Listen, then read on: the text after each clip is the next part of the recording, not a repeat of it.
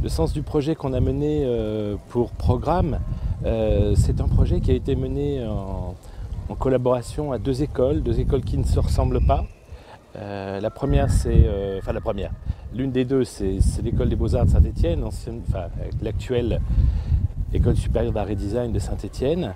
Et grâce à un étudiant qui a fait les deux cursus, qui avait précédemment dans son cursus fait le BTS Design Textile de la Martinière d'Hydro à Lyon, on a pu demander à cet étudiant d'assumer un commissariat d'un workshop un petit peu particulier qu'on a baptisé Auto-Workshop. Et donc en fait il s'agissait de partir sur ce qu'il pouvait y avoir de plus simple comme programme pour un workshop. C'était l'itinéraire même de cet étudiant, c'est-à-dire passer d'une activité, on va dire de type arts appliqués, comme la Martinière d'Hydro le propose, c'est-à-dire un travail très professionnel concernant le design textile, et d'aboutir à une proposition plastique avec un projet personnel autour du travail que donc propose Samuel Aquil, cet étudiant, autour de sa pratique actuelle à l'École supérieure d'art et design de Saint-Étienne. Donc le programme qui a été choisi, ça a été cet itinéraire-là, et on a laissé une carte blanche totale à cet étudiant pour programmer la nature et les activités de ce workshop. La nature de ce workshop, en fait, ça a été la réaction de nos deux écoles face à une question qui est posée par le FIT cette année, qui est la notion de renaissance.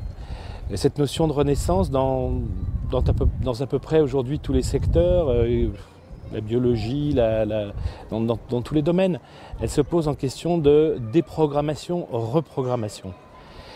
Donc on a baptisé ce workshop, on l'a baptisé Programme. Au début c'était déprogrammer, reprogrammer, et en fait on s'aperçoit que ces deux termes sont un petit peu la clé de l'évolution aussi bien des êtres que des objets, des choses toutes simples. On programme et on déprogramme et on reprogramme. Je crois que c'est l'histoire de l'évolution, c'est ça. Et donc là, pour ce travail, on a posé la question à chacun des étudiants. Le lycée La Martinière d'Hydro, c'est lui plus intéressé à l'idée d'un motif. Comment faire renaître un motif, comment le faire vivre.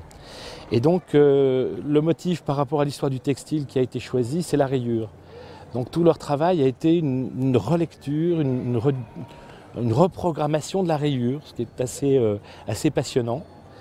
Et de notre côté, je dirais côté plutôt École supérieure d'art et design de Saint-Étienne, le travail a plutôt consisté à interroger la renaissance plutôt de nos modes de travail, c'est-à-dire comment, par les méthodologies qu'on arrive à adopter sur chacun des travaux qu'on propose, on peut réinterroger la façon de produire des choses. L'exemple que je vais donner, parce que ça semble un petit peu abstrait, Samuel Aquil, donc cet étudiant qui a fédéré autour de lui un certain nombre d'autres étudiants, a réinterrogé la façon d'assembler des petites écailles entre elles, de la même façon que les Japonais dans le passé créaient des armures de samouraïs. Il l'a fait avec des matériaux actuels qui sont par exemple le caoutchouc, le résidu de caoutchouc aujourd'hui de nos pneus, et il a créé une armure contemporaine qui n'a évidemment aucun sens contemporain, si ce n'est celle de se protéger de je sais pas quoi, de coups dans une bagarre. Mais en fait, voilà, c'est l'idée que on peut reprogrammer ces modes de travail et leur faire produire aujourd'hui des choses qui ont un sens totalement différent, évidemment, du passé. Il n'y a pas de signification, je pense que graphiquement parlant, il y a des dessins, et notamment dans les motifs de textile, dans les motifs même floraux ou dans les motifs végétaux, il y a beaucoup de motifs qui sont des choses qui vivent un petit peu de la même manière par exemple que des animalcules ou des objets vivants qui sont vibrillonnants visuellement. On peut citer historiquement le travail de Miro par exemple, de ces objets qui vibrent visuellement et qui ne sont totalement évidemment inertes.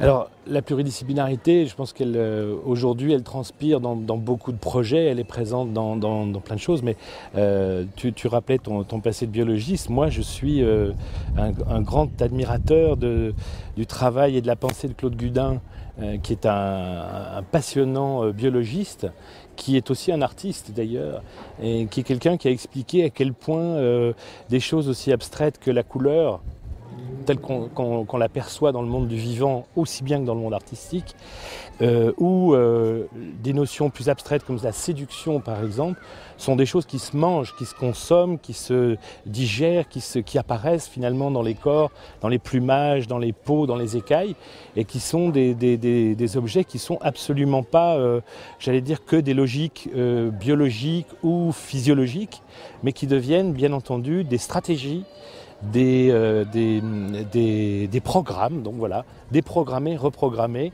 ça peut se faire, c'est une notion qui peut s'imaginer autour d'énormément de choses, y compris de choses abstraites comme l'idée de séduction. Il y a eu une semaine très chargée pour les étudiants. Certains des étudiants de l'École supérieure d'art et design de Saint-Étienne ont passé leur semaine ici en stagiaire sur le fait d'assister l'organisation du festival, et avec beaucoup de rencontres à la clé, ce qui les a, je crois, passionnés.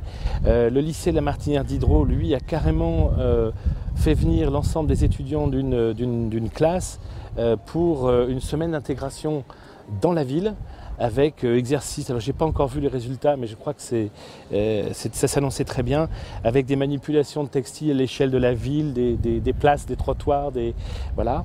Et ça a été fait donc par l'équipe enseignante de La Martinière Diderot pendant toute la semaine. Voilà. Alors ma vision est celle de tout sauf d'un spécialiste du textile, puisque je ne le suis pas.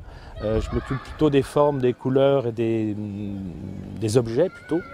Mais finalement, le textile est un objet, enfin les tissus et les textiles sont des objets comme les autres. Elle est à la même enseigne qu'un objet de la vie quotidienne ou qu'un bâtiment. Et ma vision par rapport à cet événement est relativement simple. Je crois qu'il y a un partenariat passionnant avec la ville de Clermont-Ferrand qui nous a accueillis et reçus pour mettre en place ce chantier de réflexion et de recherche. Et je crois que ce qu'il y a d'intéressant dans ce contexte, c'est qu'il y a la création véritablement d'une scène textile à Clermont. Voilà. C'était l'objectif, je crois que c'est en passe d'être atteint. La scène textile est en partie ici, elle est évidemment aussi en partie ailleurs, mais il se passe ici tous les 2 ans à peu près. Il y a un contexte favorable avec des échanges passionnants entre artistes internationaux, artisans, designers, stylistes, etc. Il y a ce foisonnement. Tous ceux qui ont approché le festival de près ou de loin ont perçu cette richesse d'échanges. Et je pense que c'est le gage de réussite du festival de devenir cette scène où il est intéressant de se montrer, intéressant d'être vu, mais aussi intéressant d'être présent pour bénéficier de tout ce contexte. Je souhaite par exemple qu'un jour on puisse recevoir des biologistes qui viennent nous parler de fibres, de textiles, de tissage, de trames, de chaînes, de choses comme ça, et à l'échelle du vivant, parce que je pense que les tissus humains par exemple sont des textiles intéressants. Oui, je pense qu'en termes de pluridisciplinarité et d'échange, il n'y a pas de barrière. C'est-à-dire, évidemment, c'est tant mieux, ça semble être un truc ce que je dis, mais tout simplement pour une raison qui est toute simple, c'est que je crois, enfin tu m'arrêteras si je me trompe, mais c'est qu'en biologie, il y a des programmes existants, et tout bug dans ce programme est susceptible d'amener une altération au programme initial. Cette altération peut se traduire soit par un échec de fonctionnement, mais aussi par un progrès. Et je crois que cette notion d'échec qui peut amener, ou d'erreur qui peut amener un progrès, elle est très présente dans l'idée même de projet artistique.